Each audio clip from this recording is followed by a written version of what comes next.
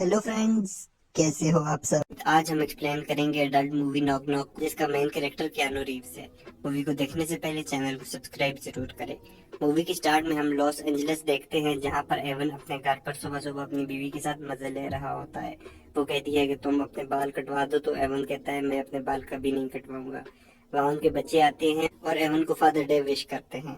Avon अपनी family के साथ बहुत खुश होता है और उसका अपना घर होता है और वो एज ए आर्किटेक्ट काम करता है। आज कैरन अपने बच्चों के साथ बीच जा रही होती है, जबकि एवन काम की वजह से घर पर ही रुकता है। वहाँ लुइस आता है और कहता है कि मैं डैड को कंपनी दूंगा, तुम लोग जाओ एंजॉय करो। कैरन लुइस से कहती है कि मेरे स्टेचू तैयार हैं, इनका बहुत ख्याल रखना है। सब चले जाते हैं और एवन अपने घर में जाता है। रात को बहुत तेज बारिश लगी होती है और एवन एक प्रोजेक्ट में बिजी होता है।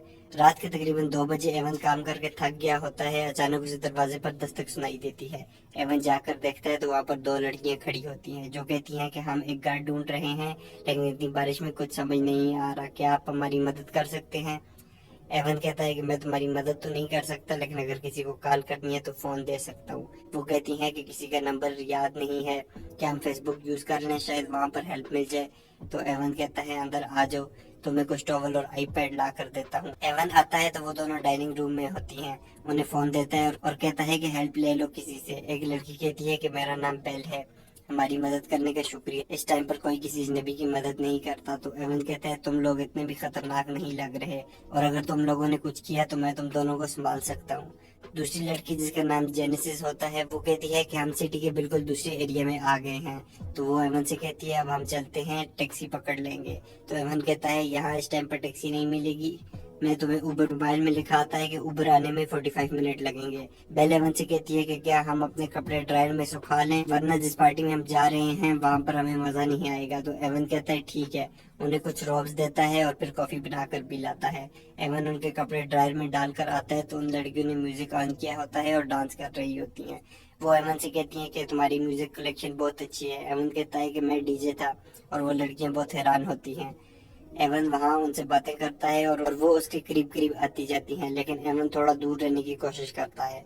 दोनों वहाँ सेक्स की बातें करने लगती हैं और एवन बहुत अनकंफर्टेबल होता है। वो दोनों एवन का घर देखती हैं और साथ साथ उसे टच भी करती हैं। वो एवन से उसकी वाइफ का पूछते हैं तो वो बताता है कि वो बीच पर गई है, वो बार्सिलोना से है। तो बेल कहती है मैं भी बार्सिलोना से हूँ। एवन कहता है कि मैंने पहले ऐसी लड़कियां नहीं देखी जो इतनी फ्रैंक हो। तो वो कहती हैं आजकल ऐसा ही होता है।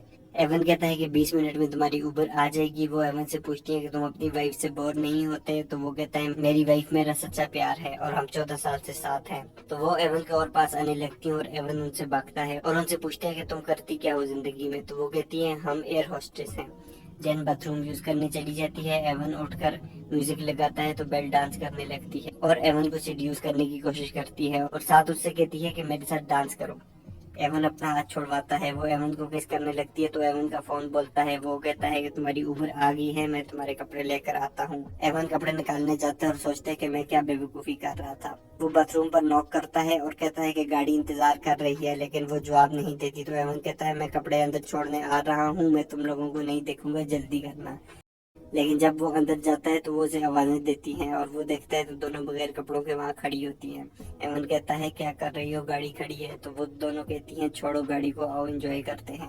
और वहाँ एवन को सीड्यूस करने लगती हैं। एवन कहता है कि मैं शादीशुदा हूँ, लेकिन वो एवन को गर्म करती है। एवन उन्हें रोक रहा होता है, लेकिन फिर उसका दिल बदल जाता है और वो एंजॉय करने लग जाता है। ऊबर वाला बाहर से चला जाता है। एवन उस रात दोनों के साथ सेक्स करता है और अपने बेड पर दोनों के साथ सो जाता है।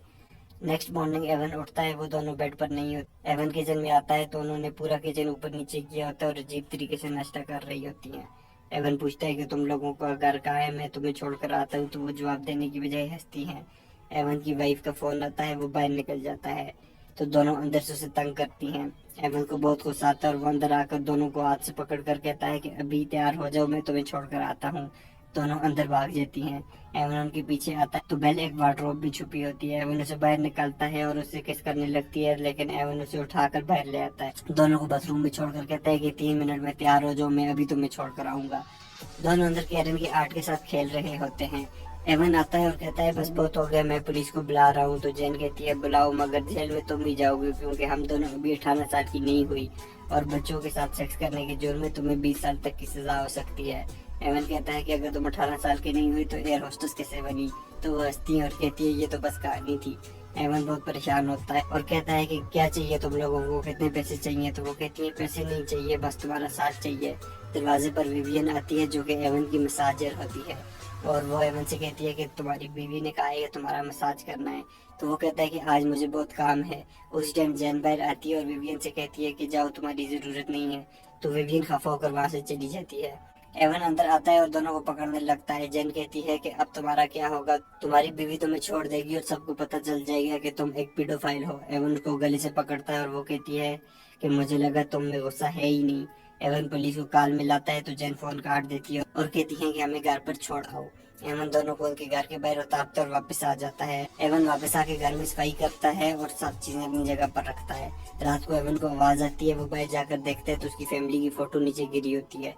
वो उसे उठा रहा होता है कि जैन वहाँ आकर उसके सर पर मार कर उसे बेहोश कर देती है। एवन को होश आता है तो वो बेड पर बंधा होता है। वो जैन से कहता है कि मुझे खोलो, मैंने कुछ गलत नहीं किया।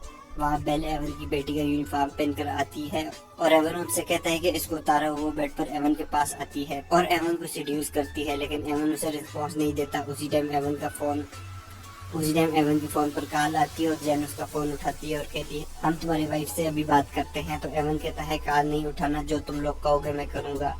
और वहाँ पर बेल एवन का रेप करती है और जैन उनकी वीडियो बनाती है और फिर बेड चली जाती है। एवन किसी तरह अपना हाथ खोलकर बेल को बेड से नीचे गिराता है और बेड जाकर जैन को पकड़ता है, लेकिन उसके हाथ में जो कांटा होता है वो एवन को मार देती है और वो नीचे गिर जाता है। एवन की वहाँ पर सर्जरी हुई होती है जिस वजह से उसे बहुत दर्द होता है और वो बेहोश हो जाता है। एवन को वो एक कुर्सी पर बांध देती है। एवन उनसे कहता है कि तुम दोनों पागल हो। वो उसके सर पर हेडसेट लगाती हैं और बहुत तेज म्यूजिक से उसे तंग करती हैं। वो उससे सवाल पूछती है और उसे तंग करती हैं। एवन कहता है कि मुझे तुम्हारा पॉइंट समझ आ गया है कि मैंने गलती की है। उसी टाइम बाहर लुइस आता है। वो एवन को छुपा लेती है और लुइस से कहती है कि एवन की नीस है। लुइस सामान लेकर अंदर आता है। बेल भी लुइस से मिलती है। लुइस बताता है कि वो स्टेचू लेने के लिए आया है, लेकिन जब वो देखता है तो पूरा स्टेचू खराब हुआ हुआ होता है। वो कहता है कि तुम दोनों ने ये क्या किया है, मैं अभी पुलिस को बुलाता हूँ। जैन उसके हाथ पर हाथ रखती है तो लुइस हाथ हटा। तो लुइस कहता है कि जब मैं फाहिशा औरतों को देखता हूँ तो मैं पहचान लेता हूँ, मुझसे दूर रखना, मुझ पर ये काम नहीं चलेगा।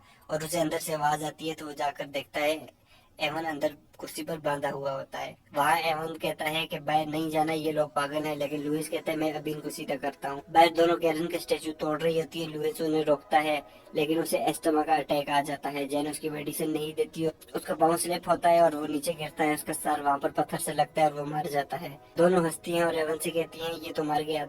दोनों लुइस की बॉडी को बांधती हैं और अपने एक साथी के जरिए उसे वहां से भेज देती हैं। वो एवन से कहती हैं कि तुम एक ठरकी आदमी हो और आज जो कुछ भी हो रहा है इसके जिम्मेदार तुम खुद हो।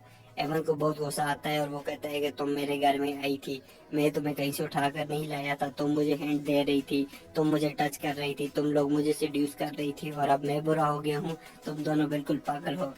जैन एवन से कहती है कि टाइम जाया मत करो, तुम्हारे पास सिर्फ सुबह तक का वक्त है, फिर तुम्हें मार दिया जाएगा। दोनों बैठ जाकर एक कब्र खोदती हैं। अंदर एवन किसी तरह आईपैड को ओपन करके काल मिलाने की कोशिश करता है तो जैन आकर उससे आईपैड ले लेती है और कहती है कि तुम्हें आईपैड नहीं दिया जा सकता, कहीं तुम किसी बच्चे को ना फंसा लो। वो दोनों एवन की नकल उतारती जो उसने अपनी बीवी से बात की थी और एवन कहता है तुम्हें सबका कैसे पता, और वो हंसकर वहाँ से चली जाती हैं। इसके बाद दोनों एवन का पूरा घर तोड़ने लगती है और सब कुछ ऊपर नीचे कर देती हैं। वो दोनों एवन के बाल भी काट देती हैं। एवन की वाइफ की पेंटिंग भी खराब करती हैं।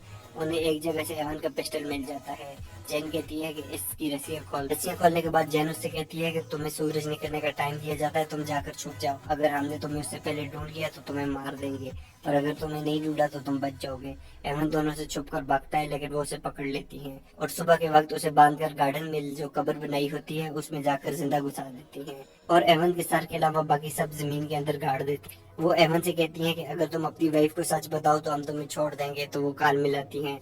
एवन कहता है कि मुझे बचाओ, तो लड़की ने मुझे किडनैप कर दिया। तो वो काल काट दे। वो एक बड़ा सारा पत्थर लाकर एवन को डराती हैं और वो रोता है और कहता है मुझे छोड़ दो। जैन कहती है कि हमने ये तजर्बा बहुत सारे मर्दों के साथ किया और आज तक कभी किसी ने ना नहीं की, और तुम भी बाकी सब की तरह ही हो। और वो दोनों एवन के मोबाइल से बेल और एवन की सेक्स की वीडियो फेसबुक पर डाल देती हैं और मोबाइल उसके सामने रखकर चली जाती हैं। जाते हुए एवन के डॉग को भी अपने साथ ले जाती हैं। एवन बहुत कोशिश करता है लेकिन वो मिट्टी से बाहर नहीं निकल पाता। एवन की वाइफ अपने बच्चों के साथ आती है और देखती है सारा घर ऊपर नीचे हुआ होता है। उसका बेटा कहता है कि लगता है डैडी बहुत बड़ी पार्टी की है, और मूवी खत्म हो जाती है। तो ऐसी सिचुएशन में अगर आप फंस जाए तो आप क्या करेंगे, हमें कमेंट करके जरूर बताएं। वीडियो को लाइक करें। Thanks for watching, please subscribe.